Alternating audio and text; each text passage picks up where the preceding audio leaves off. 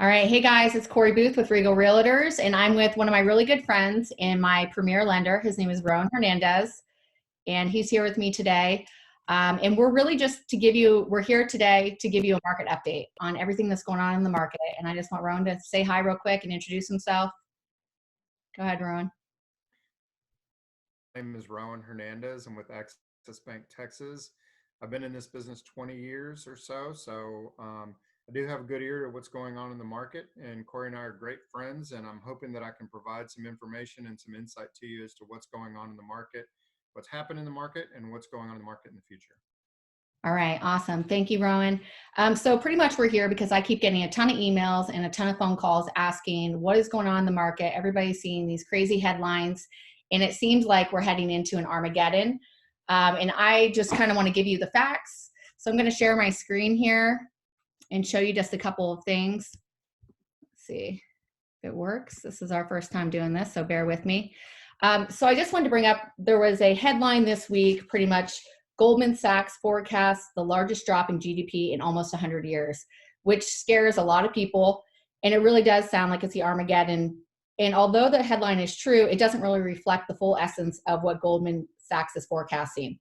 So the projection is actually that we'll have a tough first half of the year, which we can all feel right now, and we know that's happening, but that the economy will bounce back nicely in the second half. And they're expecting GDP to be up 12% in the third quarter and another 10% in the fourth. So this is really obviously good news. That's what we keep hearing on the news, if there's like a V-type recovery.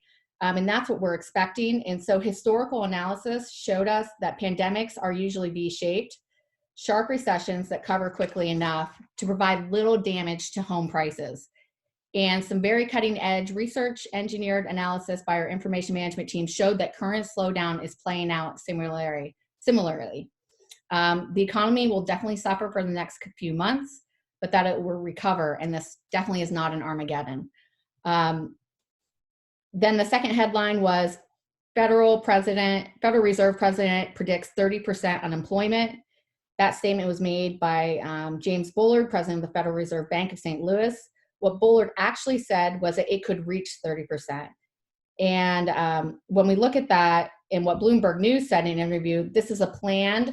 One thing we have to remember is that this shutdown is not something that just happened. It's actually been planned. It's a partial shutdown of the US economy in the second quarter. But the overall goal is to keep everyone, households and businesses, whole with government support. And so hopefully we're hoping that that impact in this shutdown will not impact our employment as much as it may seem right now. And according to Bloomberg, he went on to say that he would see the third quarter as a transitional quarter, with the fourth quarter and the first quarter next year as quite robust. So that's good news. As Americans make up for lots of spending, those quarters might be boom quarters. So we're kind of expecting that in the housing market. I know there's a lot of people sitting on the sidelines right now, kind of waiting. I know a lot of my clients are saying, hey, we're just going to sit back and kind of see what happens. There's a lot of questions with financing, and that's why we've got Rowan on here. And I just wanted to kind of clear up that we are not in an Armageddon state, that this is a controlled shutdown. And I wanted to kind of just walk us through that. Here, let me see if I can go into this next slide here. So this was a survey of businesses that said, hey, if the COVID-19 were to shut down and be over with, how quickly do you think it would take for your business to get back to usual? 66% of business owners said less than a month, and 90% said 1 to 3 months. So that's what we're expecting to see, a big, robust change into that third quarter. And then the housing sector, the difference between, a lot of people keep asking me, hey, are we headed into a 2007, 2008 scenario? And the reason I say I don't think so is because just what this says right here, the housing sector enters this recession underbuilt rather than overbuilt. So we are actually short on inventory right now. And what that means is that the economy is going to rebound, which is at some stage, housing is set up to lead us out of the recession. So because we do not have an excessive amount of inventory on the market right now, I believe that we are setting ourselves up for a successful third and fourth quarter. Whether you're a home buyer or home seller, I think that there's going to be a lot of opportunities as we see things hit the market. And so let me get out of this. Go back into here. Is this too much? Is that all right, Ron? That's great. That's great. Okay. Good Uh, information. All right. So one other thing I wanted to notate here is kind of like where we're at in the market. So right now there are 293 new listings on the market as of this month. Oh, should silence that. We've got 30 homes coming soon, and this is all the way. This is across the DFW Metroplex. We've got 84 homes under active contract, active option contract, and we have 160 homes that are sold. That have sold in the last since March 1st, which is pretty incredible. Another question I keep getting is, a lot of investors are reaching out to me or just home buyers that are looking to get a really great deal. And they're asking me, what is the sales price in comparison to list price? Are things going much lower? And the truth of the matter is they are not. The sales price is coming in at 98.53% of the list price. So what we're seeing is homes that are listed correctly and accurately where they should be are selling and moving. So yeah, that's kind of it on my little report. And so I'm going to hand it off to Rowan so he can give you an update on the financing side of things and all the changes that have happened there. Take it away, Rowan. All right. Thank you very much, Corey. So first off, I want to talk about how initially the COVID-19 affected the market. So what happened is what we saw in the financing sector is that rates initially dropped after COVID-19 came out because a lot of investors exited the stock market and bought into the bonds. And so I don't want to go into an entire education on finance and how mortgage-backed securities work and things like that. But what I wanted to point out is that typically what happens when the stock market goes down and people invest in the bonds, then the yields on the bonds tend to lower. And that kind of drives mortgage rates down because they do, for the most part until now, have generally moved with the 10-year bond. So what ended up happening is initially the rates went down to these historic lows, and there was a whole lot of refinancing activity at that point in time. Not only that, but there was a lot of purchase activity that was just happened to be at the right period, at the right time, at the right place at the right time, excuse me. And people jumped into a lot of houses at that time. Well, then what happened is rates went back up, and they went back up for two reasons. Number one, they went back up because there was a overwhelming demand for refinances at that period of time. So a lot of the aggregators, and aggregators are people that buy loans and then sell them to Fannie Mae and Freddie Mac. A lot of those people became overwhelmed with a lot of volume and couldn't keep up. So they artificially increased rates in order to slow down the activity that they were dealing with.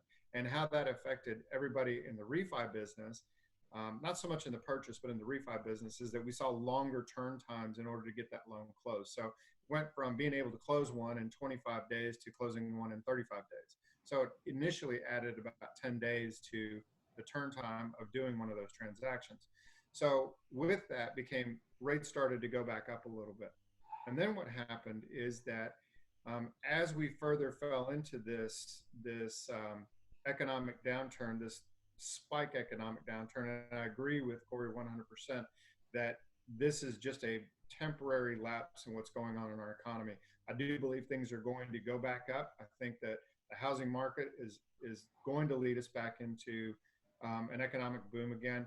But what happened is that during the artificial drop in this, and what happened was people then became scared. And so when the government came out with these bailouts and started talking about forbearance agreements, deferments, things like that, then a lot of these aggregators became scared about how much money they were going to put out in the market, because what they were looking at is how much money am I going to have to pay into these mortgage-backed securities that I help fund to take up for the shortfall of the payments that aren't going to be made by the borrowers. So they don't want those mortgage-backed securities that are sold to large institutional investors to default. So these aggregators are going to have to make those payments on behalf of someone, okay? And so they're having to do that. And in doing that, what's happened is their capitals become shorter. And as the capitals become shorter, then they're putting less money out on the market. And what that results in is higher rates. So If you've ever taken an economics class, it's merely demand and supply. So since the supply is short, they're going to raise the price so the demand stays lower. And that's typically what's happened, and that's what's happened in this particular case. Well, then after that happened for about a week or so, rates have now stabilized specifically on conventional lending. That would be a Fannie Mae and Freddie Mac loan, and they've kind of stabilized. What happened on government loans is an entirely different story. So when you talk about VA, FHA loans, and USDA loans, those loans are backed by the government, and they're typically to people with higher debt ratios or lower credit scores. And so the risk models have kind of pointed that those are going to be the first people they're going to be asking for forbearances, deferments, and things like that. So essentially, what's occurred is they've raised those rates so high that they're almost out of the market at this point in time. So the bad thing that's happened on this is it's kind of exited a lot of those products out of the industry right now. They will come back, but right now they're kind of out of the market. So so that kind of leads me to my second point as to what's going on right now. Rates have stabilized. They've stabilized in the high threes and the low fours for conventional lending on a 30-year fixed with good credit. Okay, and those rates I believe are going to stay for a while. They're going to fluctuate a little bit, but I don't see them dropping anytime soon. Back to the level where they were 3 weeks ago in the low threes. I think that we're at the threes and the fours, and I think that's where we're going to be, which to me is not a bad rate because the first house I bought was 8%. So, you know, we all have short-term memory when it comes to rates. So those are not bad rates. And when you sit and look at an average house, an eighth of a percent, a quarter percent, even a half a percent equates to probably 50 to maybe at the top end $100 a month. So if you think about it, you know, that's a night out on the town that you're giving up 1 month just to make that mortgage payment. So not a huge deal. As I talked about on the government loans, those are pretty much, you know, unfortunately, those are pretty much out the window for the next few couple of months anyway. And the same with jumbo loans. Okay. Jumbo loan market has basically gone off. And a jumbo loan is any loan, any transactional loan that is over 510,400. Any loan that's higher than that qualifies as a jumbo loan. So where does that leave us now? We have some opportunities, okay? And the opportunities, as Corey mentioned, is we do have, we're not overbuilt, okay? We're probably going to fall into balance, and it's going to revert from what was a seller's market. And you know, probably a lot of people, and you've probably heard this a lot, they go out there, they try to put a bid on a house specifically in that price range between $200,000 and $300,000, and they're not getting those houses because there's extreme amount of competition. So what's going to happen is you're going to have borrowers exit that market. Number one, because they're uncertain about the future, or they've been in their job as an industry that has been affected by this and they can't. Okay. And then you're going to have a lot of investors, and you know there's still going to be some out there that do have cash positions to do it, but there's going to be quite a few investors out there that are going to exit because they're going to want to hold on to their cash. Kind of the same thing with the borrowers that have been affected. So where that's going to an opportunity that's going to happen for all of you that are out there thinking about buying in the next month or the next 3 months, if you have good credit, if you have a stable job that has not been affected by the virus, if you work in the healthcare industry, if you work in IT, if you work in shipping, you work in a lot of things. There's a lot of industries out there that people are able to work from home, which is wonderful. Those people are still going to have a great opportunity to get into houses. Credit, I don't believe, is going to tighten. I think what we're going to be charged with is asking for just a little bit more documentation as it pertains to your employment. Make sure that you haven't been furloughed or you're not currently under furlough.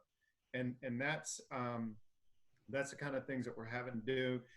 As of right now, we're having to ask for an extra pay stub that's been dated within 30 days of the note date. So, you know, whereas before you could give me a pay stub that was dated a month and a half or maybe 2 months old, I could get you approved under that.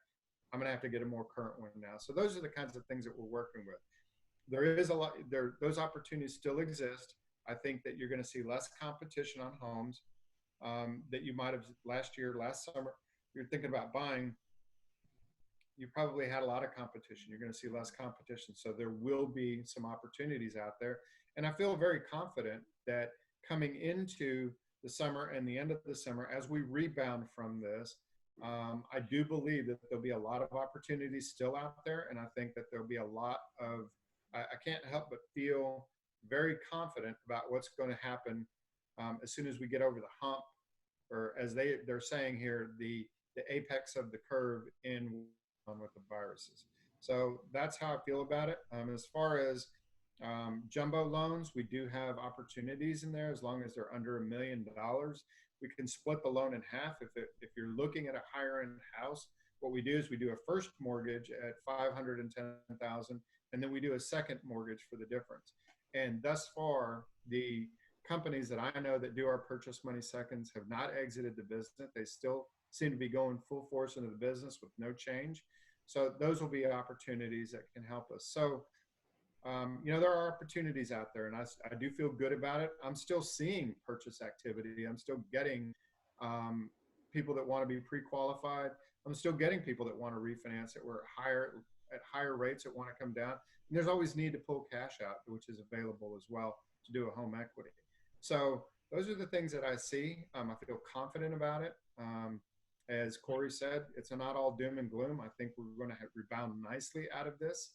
And in the meantime, if you have those attributes that you can borrow money, you're going to be in good shape. So all in all, I feel good about it. And, if you have questions, make sure, and I don't have any slides or anything out there, but you can always go through Corey and get my information or send me an email. Or forward me an email, and I can answer any questions that you have about how your job may be affected, or what other kind of documentation we may need in order to get a loan approved for you.